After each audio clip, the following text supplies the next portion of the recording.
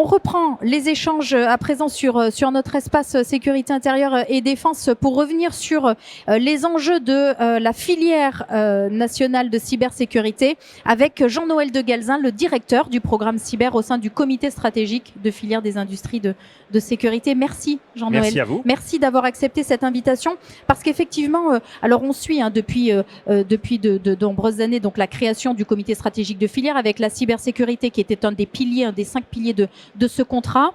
Évidemment, elle prend de plus en plus d'ampleur. Et puis là, aujourd'hui, on bascule dans le deuxième contrat de filière. Donc, on se projette à horizon 2026.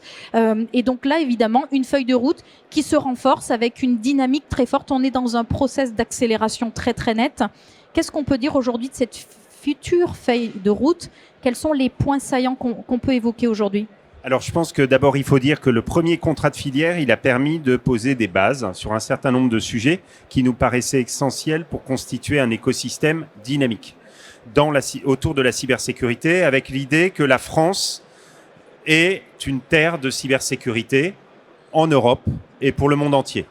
Moi, je dis souvent que la France est à l'Europe, ce qu'Israël est aux États-Unis.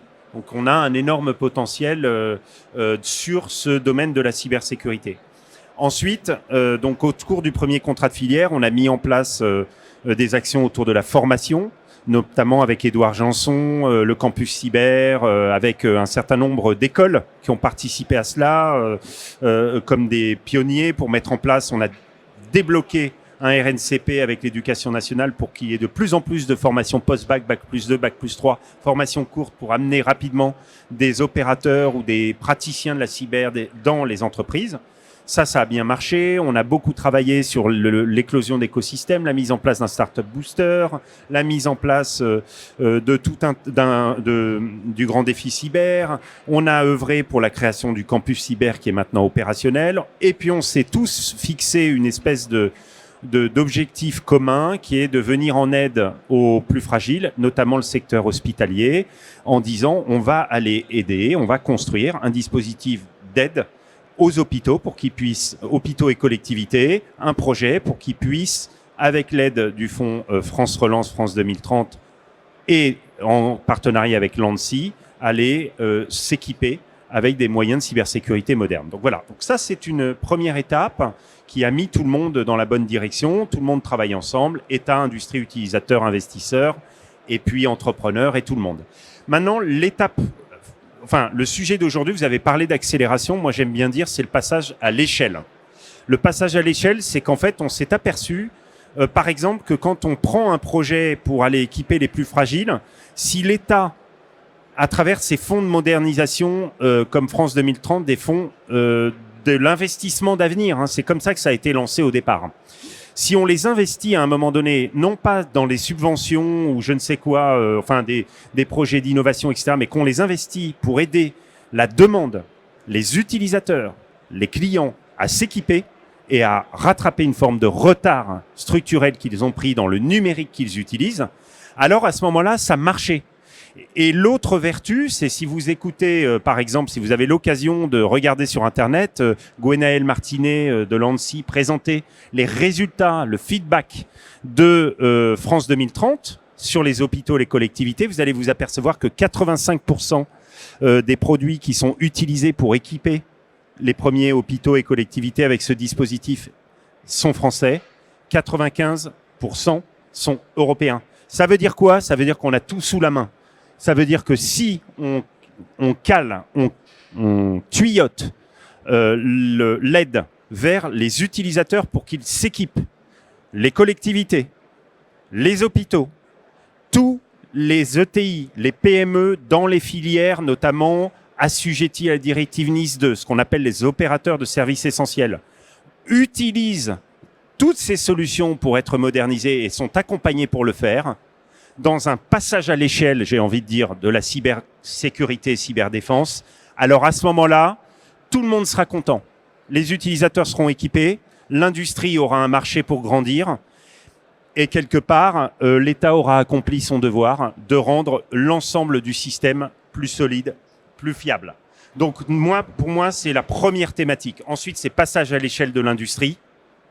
On a parlé de ça, mais moi, je pense important de faire émerger des fonds.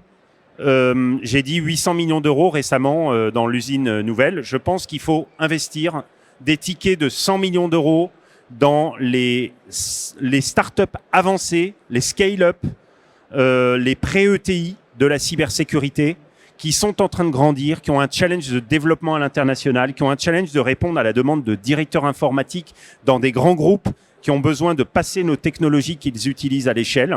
Et donc, on a besoin de pouvoir lever des fonds pour aller accompagner notre développement. Donc voilà, pour moi, c'est un autre enjeu. C'est un des enjeux et d'ailleurs, il y a plusieurs piliers qui vont venir structurer cette feuille de route de ce deuxième contrat de filière pour adresser les défis. Et ils sont nombreux à horizon 2026. Cet enjeu de compétitivité, de rayonnement à l'international, ça fait partie justement des sujets qui vont devenir plus prégnants encore dans ce deuxième contrat de filière. Moi, j'ai entendu hier Thierry Breton qui parlait énormément de réglementation et il était assez accurate, comme on dit. Il était assez très précis et très à cheval quelque part, comme un professeur sur l'application réglementaire et l'importance de regarder comment les réglementations vont se mettre en place. Moi, ce que je pense, c'est qu'aujourd'hui, au niveau européen, on est hyper fort sur la réglementation, on l'a bien compris. Et on a des réglementations pour commencer à travailler sur la protection des données, pour commencer à travailler sur la résilience de nos systèmes d'information, sur la formation, la sensibilisation du plus grand nombre. On va aussi passer à l'échelle. Mais par contre, on a un vrai sujet, c'est la politique industrielle.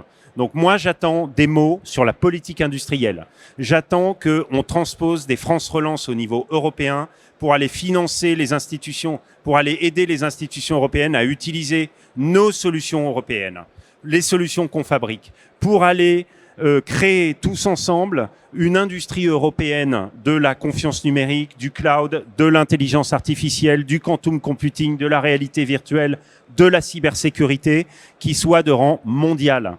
Et pour ça, on a besoin d'un marché et on a besoin d'une politique industrielle à un moment donné qui dise, pour s'équiper sur tel marché, rapidement, ce sont des marchés sensibles, on va faire ce que font par exemple, nos voisins et nos alliés américains qui nous ont montré la voie sur ce sujet-là, à savoir créer un European Tech Business Act pour aller utiliser une partie de ces marchés à acheter, à s'équiper dans nos technologies pour fabriquer des entreprises plus fortes qui vont aller exporter nos savoir-faire dans le monde entier. Donc moi, c'est ça que j'attends d'entendre. Moi, j'attends Thierry Breton au prochain FIC pour venir nous expliquer quelle politique industrielle on met en Europe pour faire grandir notre industrie dans tous ces domaines.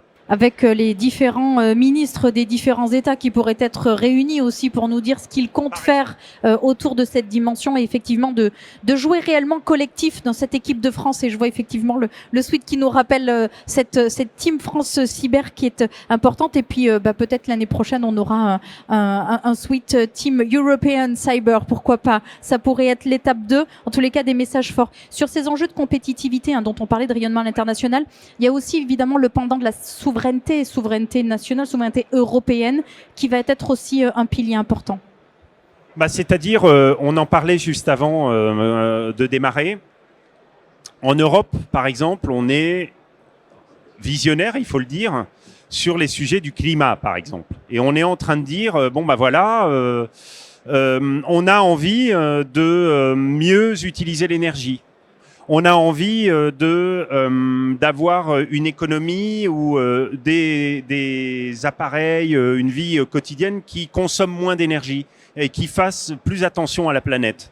Si demain, on veut que nos systèmes, que les standards que l'on fabrique, que l'intelligence artificielle qui guide notre innovation se nourrissent avec cette vision que nous avons, alors à ce moment-là, il va falloir prendre très sérieusement le sujet effectivement de l'autonomie dans la collecte des données, l'utilisation de nos données, la fabrication de nos technologies et peut-être la construction de standards qui sont beaucoup plus proches de nos préoccupations et de notre vision et qui s'exportent. Donc oui, je pense qu'il y a un vrai sujet d'autonomie et que l'autonomie doit être traitée au niveau européen.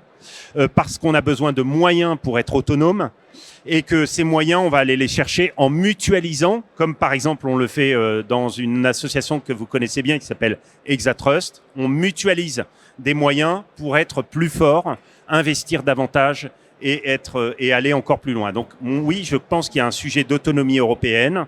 C'est un vrai sujet que l'on doit à tous les Européens. Donc c'est un sujet sur lequel on va construire, au-delà des réglementations, une industrie forte pour avoir les moyens de notre autonomie et de notre souveraineté numérique. Et donc dans les moyens, alors évidemment, il y a beaucoup de sujets dans ce deuxième contrat de filière, on peut pas tous les aborder maintenant, mais il y en a un qui me paraît quand même essentiel et je sais qu'il est aussi très important pour vous, c'est évidemment le sujet des compétences, parce qu'on peut avoir des moyens, on peut avoir des outils, on peut avoir des technologies, on peut avoir évidemment des financements. Si nous n'avons pas cette capacité intellectuelle, cette matière grise essentielle, ça risque de tourner court finalement cette aventure. C'est un sujet que vous allez porter massivement au sein de la filière. Là encore, on va essayer de passer à l'échelle. Alors, il y avait l'urgence dans un premier temps. Donc, c'est pour ça qu'on a débloqué ce RNCP avec l'éducation nationale. C'est pour ça qu'on a essayé d'avoir des formations plus courtes pour avoir des gens rapides, des étudiants qui viennent rapidement et qui viennent nourrir nos rangs sur les fonctions opérationnelles dans les entreprises. Mais je pense que ce salon, ce forum, en est l'illustration. La cybersécurité dépasse maintenant largement la sphère des spécialistes et on a un enjeu de passage à l'échelle de la sensibilisation aux risques numériques, de la sensibilisation à l'importance des données personnelles et des données industrielles dans les organisations, et que pour le mettre en œuvre, on a besoin de mettre un petit peu de sécurité, de cybersécurité dans tous les enseignements. Et parallèlement à ça, on a besoin de construire des enseignements ou là où il y a des enseignements pour créer des ingénieurs, des filières qui vont permettre effectivement de continuer à faire grandir, à diversifier déjà les enseignements et à faire grandir notre filière avec des gens nouveaux, des regards nouveaux, des compétences nouvelles. C'est pas seulement des scientifiques, c'est pas seulement des chercheurs, c'est pas seulement des ingénieurs, c'est pas seulement des consultants, c'est tout un tas d'autres métiers dont on a besoin pour passer à l'échelle dans nos domaines du numérique et de la cybersécurité. Et donc au cœur des compétences, la diversité et la mixité dont vous parliez évidemment, parce que c'est finalement le sens de l'histoire. C'est le sens de l'histoire. Écoutez, nous on est on va dire que c'est une filière, on le sent, qui est de plus en plus universelle. On a besoin de féminiser, on a besoin d'élargir les compétences, les origines et les points de vue et les savoir-faire. Et donc, c'est une filière qui, si elle veut grandir et si elle veut mûrir, va avoir aussi besoin d'avoir un visage nouveau. Voilà. Filière d'opportunité, une filière d'excellence aussi, c'est quand même souvent rappelé, puis finalement une filière d'ouverture, c'est un mot important. Une dernière question sur le calendrier, beaucoup d'ambition, beaucoup de volonté, beaucoup de dynamisme, des moyens évidemment, on l'espère, pour atteindre tous ces objectifs. Quelle est l'échelle de calendrier pour la mise en œuvre de cette feuille de route? Alors, le calendrier, on travaille avec Marc Darmon et avec le Bureau des industries de sécurité pour être en mesure de sortir un contrat avant l'été. On travaille aussi avec la Direction générale des entreprises qui fait une coordination interministérielle pour faire En fait, faut avoir à l'esprit qu'un CSF, c'est un partenariat entre l'État et l'industrie pour mettre en place un certain nombre de projets ambitieux que l'on a, dans lesquels tout le monde va travailler ensemble pour arriver à l'objectif. Par exemple, arriver à aider à moderniser la cyber des hôpitaux, des collectivités, comme je l'ai dit, des PME, aller créer les filières de formation, de faire en sorte que tout le monde travaille mieux ensemble, faire rayonner, créer comme l'est ce forum, créer un salon de rang mondial pour accueillir l'écosystème de la cyber européen et faire en sorte que tout le monde travaille ensemble. Donc ça, nous, on est en train d'écrire avec la DGE, on a fait des propositions. J'ai moi-même écrit une feuille de route avec Florent Kirchner, avec l'ANSSI, avec les représentants de la DGE, les représentants des grands groupes, différentes associations, des utilisateurs, des DSI, des RSSI, tout un tas de monde. Et cette feuille de route, on l'a présentée.